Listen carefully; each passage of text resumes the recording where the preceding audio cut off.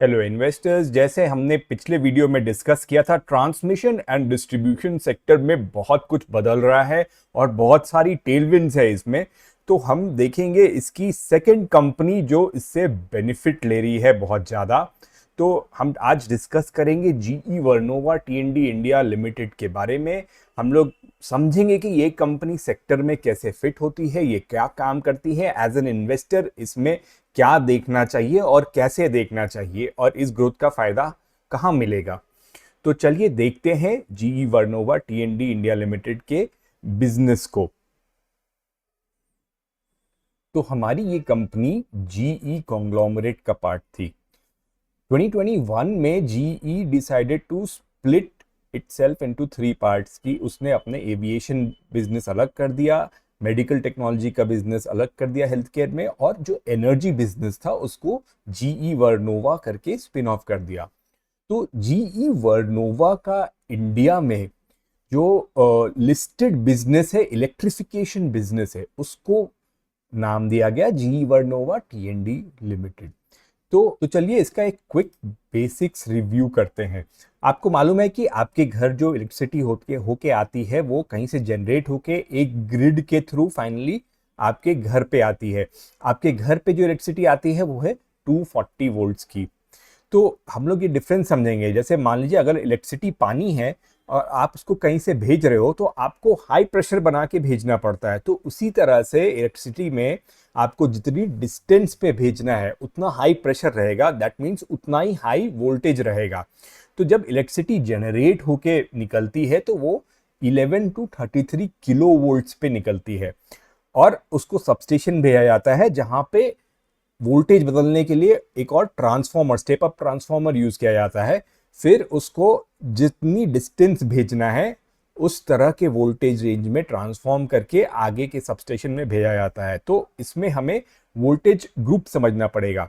तो 650 वोल्ट से लेकर के 650 टू 33 किलो वोल्ट की ट्रांसमिशन लाइन होती है, और 220 किलो वोल्ट तक जो ट्रांसमिशन होते हैं उसको हाई वोल्टेज ट्रांसमिशन बोलते हैं, range.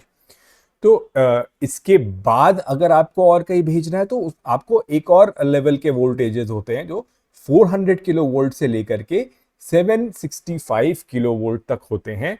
This range is called the extra high voltage. और इससे भी दूर भेजना है, अगर 600 किलोमीटर के दूर भेजना है, तब हम लोग यूज करते हैं अल्ट्रा हाई वोल्टेज, जो कि 800 किलो वोल्ट, या डीसी में अगर बात करें तो 1200 किलो वोल्ट में ये होता है। तो जो इतनी दूर में, जैसे मान लो सोलर प्लांट है, गुजरात का सोलर प्लांट से या राजस्थान का सोलर प्लांट से अ, हिमाचल प्रदेश या दिल्ली तक कैसे इलेक्ट्रिसिटी ले जाएंगे। तो इसके अलग अलग तरीके हैं। हमारे पास दो मेन तरीके हैं, एचवीडीसी, एचवीएसी। तो एचवीएसी टेक्नोलॉजी होती है वो अप टिल 500 टू 600 किलोमीटर भेजने के लिए यूज की जाती है। ये 765 किलो वोल्ट एसी पे चलती है। जो एचवीडीसी टेक्नोलॉजी है वो डीसी करंट पे बेस्ड है, और वो 800 किलो वोल्ट से शुरू होती है और वो 1200 पे भी जाती है। तो इस पे अलग अलग तरीके के प्रोडक्ट्स बनते हैं। तो इसमें पावर ट्रांसफॉर्मर बनते हैं, इसमें सर्किट ब्रेकर बनते हैं, स्विच गियर बनते हैं। स्विच गियर के अलग अलग टाइप्स होते हैं, एक एआईएस होता है, एक जीआईएस होता है, जो अलग अलग जगह यूज होता है। जो अर्बन एरिया है वहां पे जीआईएस यूज होगा, गैस इंसुलेटेड स्विच गियर, क्योंकि वो कॉम्पैक्ट होता है। तो हर एक स्टेप पे हम लोग देखेंगे कि इधर जी वर्नोवा के कोई ना कोई प्रोडक्ट हमें लग रहे हैं कि जो जी वर्नोवा है इसका फिजिकल चीज भी बनाती है, वो आपको ट्रांसफॉर्मर भी बना रही है, वो आपका बंडल्ड कंडक्टर्स बना रही है, ईएचवी ट्रांसफॉर्मर भी बना रही है, और वो फिर उसके प्रोजेक्ट्स भी एग्जीक्यूट करके देते हैं आपको कि उसके कंसल्टिंग कि अब आप जब प्रोजेक्ट बना रहे हो कि भाई इधर से इलेक्ट्रिसिटी होकर के इधर जानी है, तो उसमें क्या क्या चीज़ें लगेंगी, उसका इम्प्लीमेंटेशन, उसमें कहाँ सबस्टेशन लगेगा, कैसे लगेगा, तो वो सारा ये करके देते हैं। और अभी जो मेन टेलविंड है ट्रांसमिशन एंड डिस्ट्रीब्यूशन सेक्टर में वो है रिन्यूएबल्स के आने से। तो जो रिन्यूएबल्स में हमारा जो इलेक्ट्रिसिटी जनरेशन होता है वो एक पीरियड ऑफ टाइम में होता है, वो कांस्टेंट नहीं होता है। जब धूप ज़्यादा होगी तो इलेक्ट्रिसिटी वहाँ से ज़्यादा आएगी। तो ये इलेक्ट्रिसिटी को ग्रिड में इंटीग्रेट करने के लिए टेक्नोलॉजीज लगती हैं, तो जिसको हम लोग बोलते हैं फैक्ट्स, और जिसका एक टाइप है बहुत जो जीई बनाता है उसका, उसको स्टैटकॉम बोलते हैं। Facts is nothing but flexible AC transmission. तो उसमें उसमें एक तरह की टेक्नोलॉजी है जिसको स्टैटकॉम बोलते हैं। तो ये भी आपको जीई वर्नोवा बना के दे रहा है। फिर ये ऑटोमेशन, प्रोटेक्शन और ग्रिड मॉनिटरिंग। अब जब आप अलग अलग सोर्सेस से इलेक्ट्रिसिटी ले रहे हो ग्रिड में, तो आपको मॉनिटर करना पड़ेगा, उसकी क्वालिटी देखनी पड़ेगी कि भाई वोल्टेज कैसे पावर ट्रांसमिट हो रहा है। तो इसमें अलग अलग तरीके की टेक्नोलॉजी, डिजिटल टेक्नोलॉजीज भी लगते हैं जो जीई वर्नोवा बना के देता है हमारे पास। और अगर आप डिस्ट्रीब्यूशन एंड पे आइएगा तो डिस्ट्रीब्यूशन में जो, जैसे हमने बोला था, जो सबस्टेशंस होते हैं, जैसे हमने बात की थी 765 किलो वोल्ट के सबस्टेशन की, तो वो पूरा का पूरा जी वर्नोवा टीएनडी बनाता है। ठीक है, और वो फाइनली जब डिस्ट्रीब्यूट होके आपके घर पे आएगा तो उसमें ग्रिड की मॉनिटरिंग होगी और उसमें स्मार्ट ग्रिड सॉल्यूशंस की ज़रूरत होगी। तो इसके कारण जो अभी इतने सारे रिन्यूएबल्स आए हैं, तो उसको ग्रिड में कैसे जोड़ा जाए, इससे बहुत सारे प्रोजेक्ट्स आ रहे हैं, इसकी बहुत सारी टेल विंड्स आ रही हैं, तो वो हम लोग आगे देखेंगे। तो जो जीई वर्नोवा का जो बिजनेस है उसमें मेजरली इनके पास प्रोजेक्ट्स के एग्जीक्यूशन से रिवेन्यू आता है। जो भी ये बना के देते हैं वो एंड टू एंड बना के देते हैं, मेजर काम उनका वो है।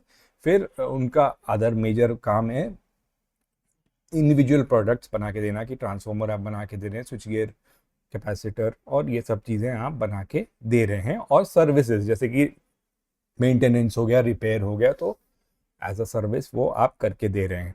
तो चलो हम लोग और पास से देखते हैं इस सेक्टर के बारे में, इस कंपनी के बारे में, कि ये कंपनी, चलिए जियोग्राफिकल फुटप्रिंट समझने की कोशिश करते हैं। आप देख सकते हैं इनके मैन्युफैक्चरिंग प्लांट्स मेजरली 3 स्टेट्स में हैं।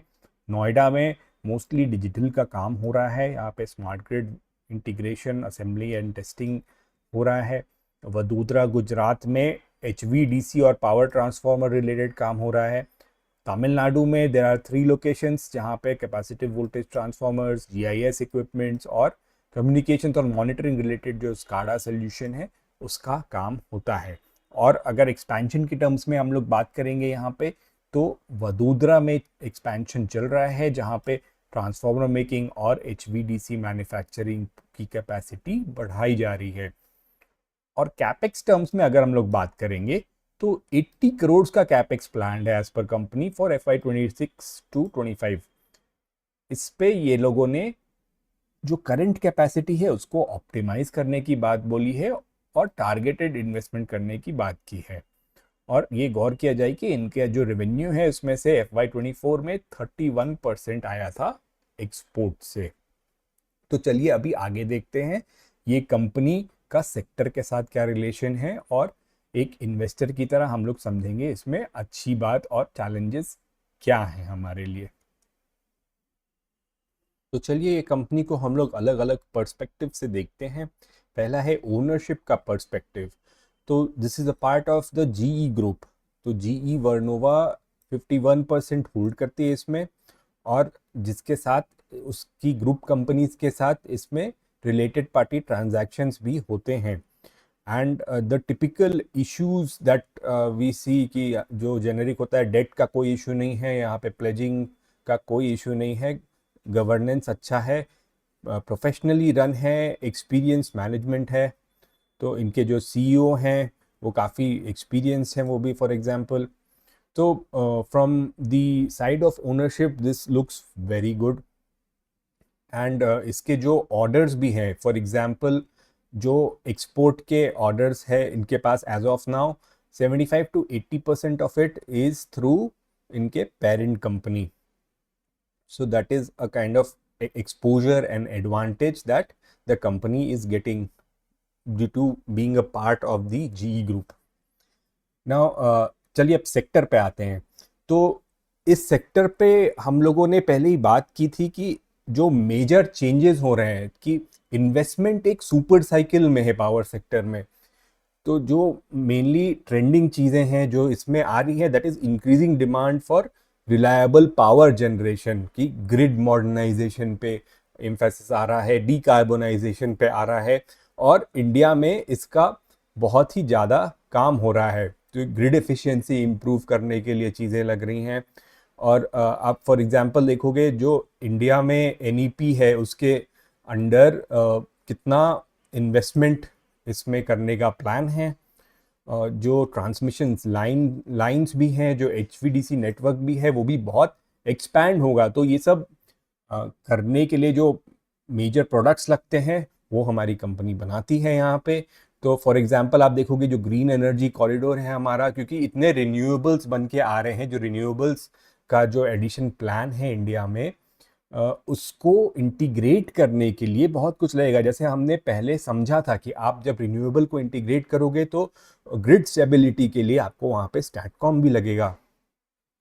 तो उसके भी काफ़ी प्रोजेक्ट्स आएंगे अभी। और इंटरनेशनल भी काफ़ी एचवीडीसी की डिमांड आ रही है। फॉर एग्जांपल आप देखोगे यूरोप में 120 गीगावाट्स का विंड इंस्टॉलेशन हुआ है, वो भी इंटीग्रेट करेंगे वो लोग। उनका 70 गीगावाट्स का क्रॉस बॉर्डर इंटरकनेक्शंस का टारगेट है।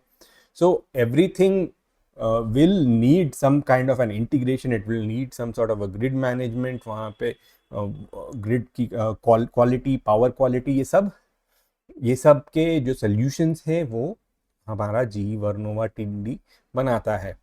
तो सेक्टर में बहुत ही बढ़िया टेलविंड है। इनफैक्ट अगर हम डेटा सेंटर मार्केट में भी देखेंगे तो हमारी ये कंपनी ने रिसेंटली इसको एक जीआईएस सबस्टेशन का ऑर्डर मिला है डेटा सेंटर के लिए, 200 किलोवोल्ट्स का।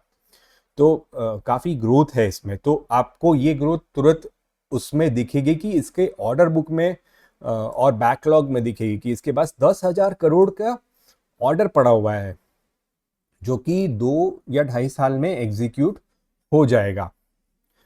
तो इस कंपनी का अगर हम ग्रोथ पोटेंशियल निकालने की कोशिश करेंगे तो हम देखेंगे कि इनका जो एबिडा का जो टारगेट है, जो मैनेजमेंट ने दिया है, मिड टू हाई टीन्स में दिया है। हमें इसकी रेवेन्यू विजिबिलिटी दिख रही है। हमें मालूम है कि सेक्टर में टेलविंड है, तो उस पर डिजिटल अपॉर्चुनिटीज़ भी आ रही हैं, जैसे कि हमने स्टैटकॉम के बारे में बात की थी। और उसी तरह से there are many initiatives that will contribute into more growth for such digital opportunities. ठीक है, जैसे कि अब ग्रिड क्वालिटी के लिए बहुत सारी स्कीम्स हैं जो अभी काम करेंगी। डिफरेंट स्टेट लेवल पे भी काफ़ी प्रोजेक्ट्स उसको देखने को मिलेंगे। ठीक है, तो हमारी ये जो कंपनी है, जो ग्रिड मॉडर्नाइजेशन के लिए और रिन्यूएबल्स इंटीग्रेशन के लिए एक मेजर टेलविंड है इस कंपनी के लिए।